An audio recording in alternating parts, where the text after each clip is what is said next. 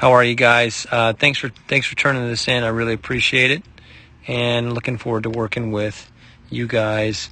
So the first thing that I want to measure is this back leg squat, and he squats really well, but we want to make sure that. So right now he's at about 100 degrees. He's squatting well, about down to 100 degrees, but that transfer out of the back leg.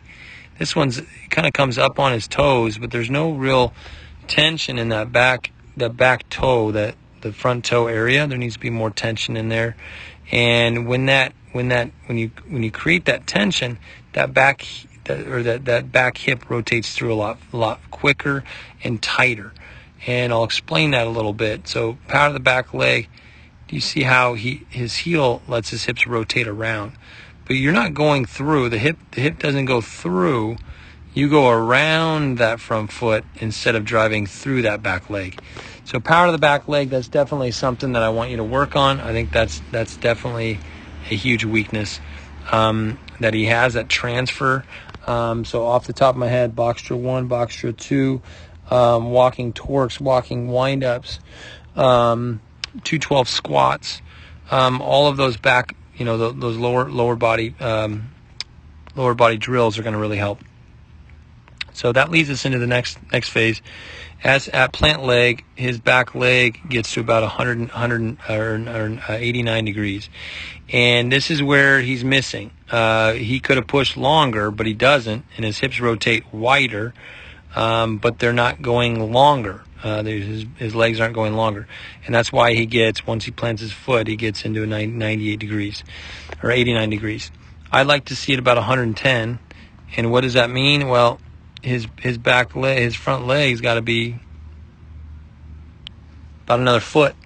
He's got to drive about another foot, and I think he has more room in that back leg to throw harder, but he's just not driving and extending. So that's 20% of throwing motion, which is that the directional force. So once he has that directional force down, I think he's going to drive a little bit longer. He's going to drive into that back leg a little bit better. So that's definitely a weakness. So he's got to stride longer, which brings us into our front leg. Front leg angle right now is about 153, which is pretty good. That front knee locks up and it stays straight. That's what I want. But we're going to look at this front knee as he plants his front knee. I'm going to look at where it's located in relationship to the toe and see what happens. So there's a little bit of a movement, about 15 degrees. It's slight. It's not crazy big, but it's something that it's what we call an internally rotated front knee. And once the knee's internally rotated, your back hip can't come through. And if it can't come through, we're missing velocity into the hips. So you can see how much he's on his toe right there.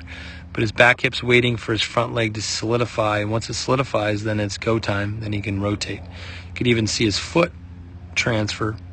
His foot rotates right at the end as well. So those are some things that I think he needs to work on lower body wise. So that's internally rotated front knee, power to the back leg, better extension. He needs to drive longer. So that's just lower body. So now let's get into upper body. Let's look at where he's located. That big chest. Let's see where that chest goes. Chest goes here. His posture at ball release. This is where his posture is. Posture's right here. And let's see where he starts. So it's not a big head movement. I'm not really worried about where he needs to be as far as posture goes at release point, but I do know that he's got to drive further with that back leg, and it's really not helping his upper body as well. So we're seeing that delay in his upper body that should be driving forward, but he doesn't have that back leg extension that we need. All right, so posture's there. So this is where we get into stacking, okay? So the stacking is going to be, and we can look at release point first, sorry. Release point's kind of back here, right there. So release point's actually back behind the heel. So that's definitely a weakness. So your release point needs to be out a lot further. That chest extension, we'll talk about the chest extension next, but that's something that you can definitely fix. It should be a 4 or 5 mile an hour increase that he can really save. So right now we're going to go into stacking. Okay, so stacking out of this is he does a good job at his lower half. Like he really does squat well, so that's a positive. But I want to see his head almost over that back leg. As you can see here, his head comes straight up. Watch, you'll see it. It doesn't stay back. You kind of he almost stands up out of that. So you squat well, but then you stand up, and there's a late transfer of that upper body. So the hip should be rotating first, and then the chest should be rotating second. Right now, you see the hip and the chest are rotating together, and I don't want that. So that's where that stacking comes in. The stacking is definitely something I want him to work on, more upper body than lower body, but the lower body as well needs to stay lower. So you need to stay so that hip, if you lock that hip in right here, watch where your hip goes. It comes up and then it goes down, up and then it goes down. I don't want to see that. I want to see more of a continued motion and rotation through that back hip. So stacking, we're going to look into front glove. You see front glove right here. Your hand's up above your head. I want your hand down a little bit. So what I would do is I would turn this down somewhere in here, and that back shoulder is going to pinch this way towards your front or towards your shoulder. Right here, your glove goes down, and I don't want that. I want rotational movement around your body. And if we're not getting that rotational movement, that's 80% of the throwing motion. So that's something I really want you to get better at, that front glove. So that front glove is going to be huge for you.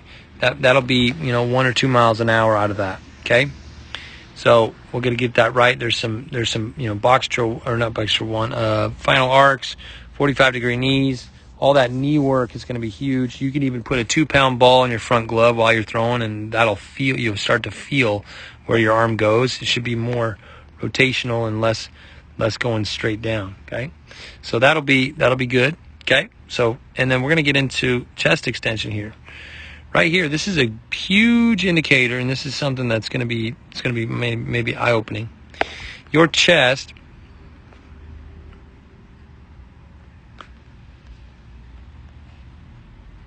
is about 31 degrees. Okay. And you need to be about 48 degrees, okay?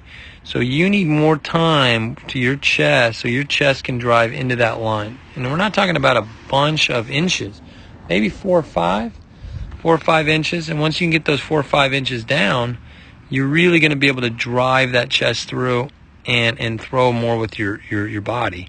So that chest extension is a huge portion, and that like I said, you're missing about 17 degrees, which turns out to be about 4 or 5 inches with your chest drive. So that's huge.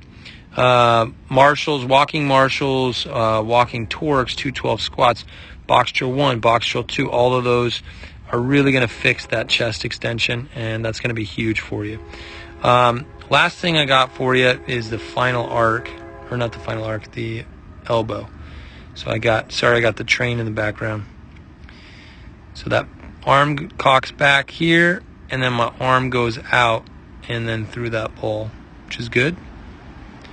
Your arm almost stays straight as you go through the ball. I want to maintain that elbow bent and get across, but the arm kind of flies outside of that elbow, and I'll kind of draw a line out of this. You can see it go out. It's subtle. It's not too big, but I want to maybe reduce it 3 or 4 inches. If I can do that, the ball's going to go through my hand a little bit faster, and if I can have that ball move through my hand faster and over that elbow, velocity is going to pick up. Okay, part of that is going to be that chest extension. If that chest extension can drive further towards this line, you're going to have a better opportunity to throw more with your body, more with your core.